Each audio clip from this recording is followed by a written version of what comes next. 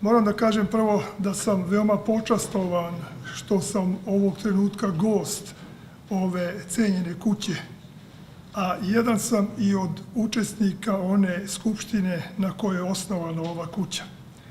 Na Palama smo bili zajedno i ja se nekako od onog vremena osjećam i kao deo ove akademije, iako formalno tu nisam, ali duhovno jesam.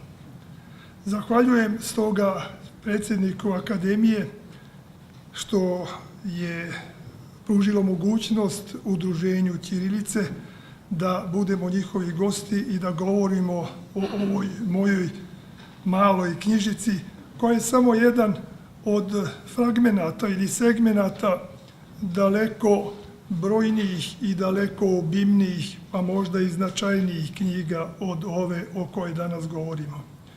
Ova knjiga nastala je tokom nekoliko decenija sakupljanjem izvorne građe.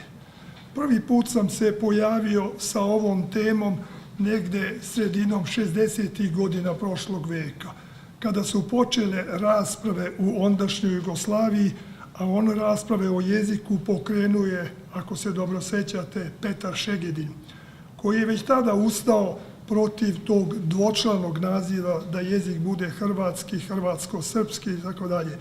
Tada sam se ja oglasio jednim kraćim tekstom u Politici i već tada nagovestio ni blizu, ne znajući onoliko koliko znam danas o čitavom tom problemu.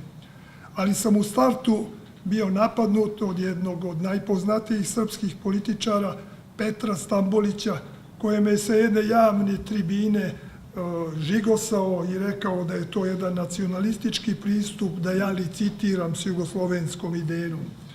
Ja sam mu tada uzvratio jednim vrlo oštrim pismom, iako sam bio još relativno i mlad, nimalo član akademije, da ne licitiram sa jugoslovenskom idejom, da iznosim istorijske činjenice, da mi je jako žao što on, zauzet brojnim političkim problemima, nema mogućnosti da prati naučna dostignuća, ali da ja iz sve glasa vrištim da ono što sam napisao naučno je provereno, da ja ne licitiram ne sa jednom idejom, nego samo nastojim da dođemo do istine.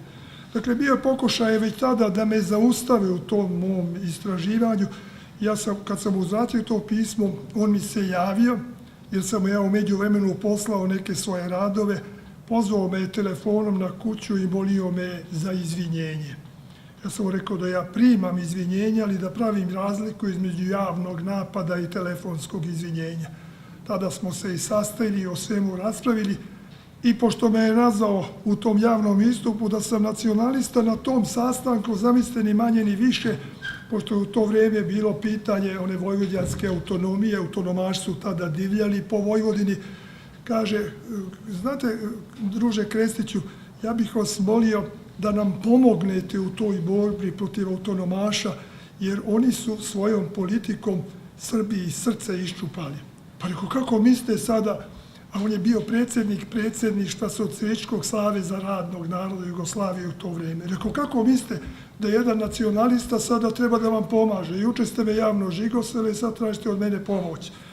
Pa on se izvinjava i tako. Dakle, završilo se to sa jednim izvinjenjem koje sam ja prihvatio. Ali da ne dužim, vreme je već odmaklo.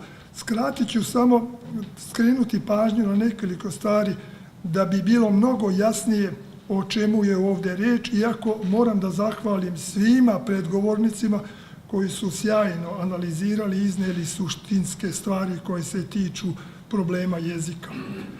Znate, nije pomenuto recimo to, a želeo bi da vam što više prikažem o čemu se tu radi. Koliko je konzervativna ta ideja da u jednoj državi može da postoji samo jedan politički narod. Nije to izum ni hrvatskih političara, nije to izum ni mađarskih političara, iako su Hrvati tu i takvu politiku preuzeli od Mađara. To je politika koja izvire iz feudalnog doba, kada je glasilo pravilo u feudalnom društvu cuius regio ilius religio, čija zemlja, onoga i nacija, onoga i vera. To je sad preobličeno posle revolucije 1948. godine, pa je to glasilo cuius regio ili ius natio. Čija je zemlja, onoga je i nacija. Šta to znači? Mađari, polazeći od te i takve feudalne ideologije, nastoje u vreme revolucije da od velike Ugarske, više nacionalne Ugarske, stvore jedinstvenu veliku mađarsku državu koja bi se prostirala od Karpata do Jadrana.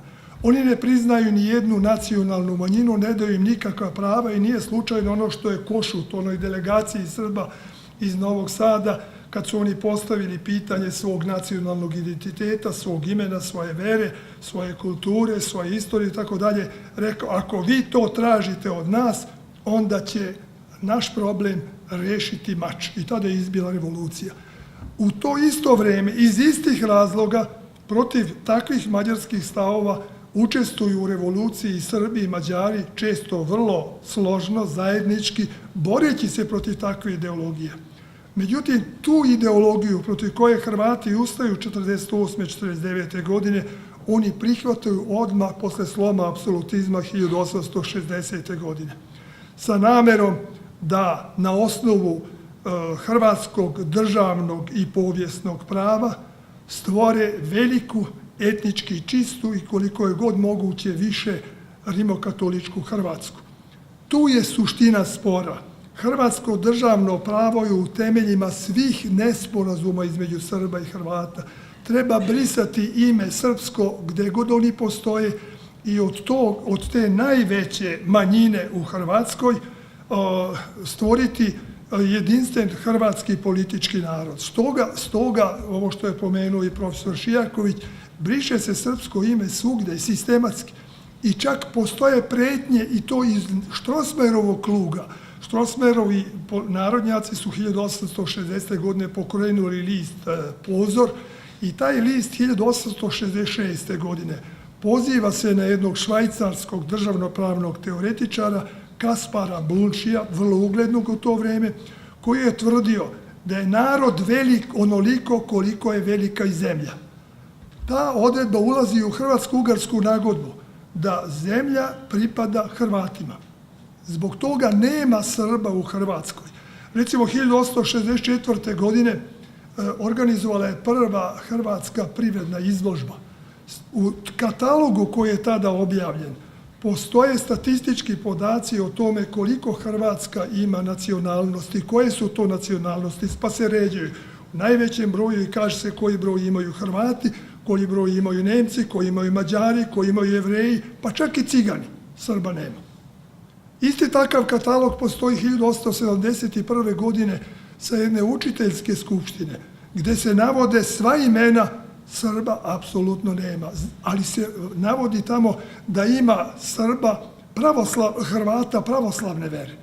Prema tome, nolens volens, ako nećeš da prihvatiš, moraš silom da prihvatiš da si pravoslavne vere, ali da si Hrvat po nacionalnoj pripadnosti. Smisao ove borbe oko jezika apsolutno nema nikakve veze sa filozofijom i sa lingvistikom. Ono je jedno pitanje koje je pružalo mogućnost brutalnog obračuna i brisanja imena i brisanja nacije Hrvatske iz srpske nacije sa hrvatske državne teritorije. Tu leže i koreni genocida.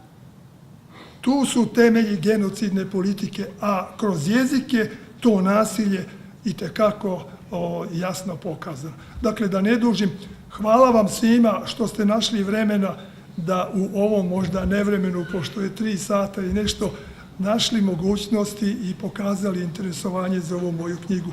Ja se još jednom zahvaljujem i domaćinima i mom udruženju Ćirilici i mojim kolegama i prijateljima, posebno predsjedniku Akademije, na svemu šta su izrekli i koliko su me možda i preterujući hvalili. Hvala vam lepo.